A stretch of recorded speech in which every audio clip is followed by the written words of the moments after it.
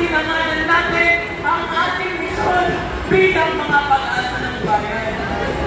Ngayong araw po, libo-libong mga kabataan ang lumabas sa kanilang mga classroom, lumabas sa kanilang pamantasan upang magkaisa, upang maging isang nagdanganan na puwersa na tutulong sa bulok ng sistema.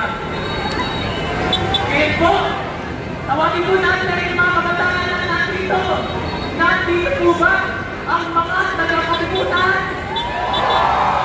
Ang hina po, nandito ba ang mga taga-katipunan?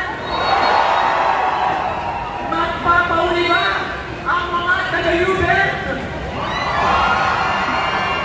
Siyempre, hindi magpapatalo ang mga taga-Intramuros. Parinigin po ng boses ng mga taga-Dam. Bakit nga ba umiilaw ng mga kabataan? Higit 2 buwan na po ang nakalipas noong unang sumiwalat ang issue ng korupsyon, ang issue ng post-flood control project sa DPWH.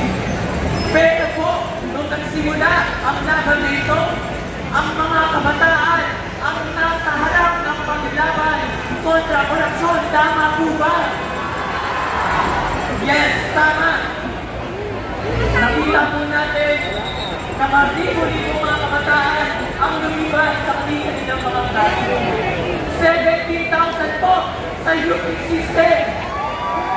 15,000 sa Polytechnic University of the Philippines. Nagkasali po ng mga saysayang pagkilos ang iba't ibang pamantasan. Nandyan po ba ang University of Santo Tomas?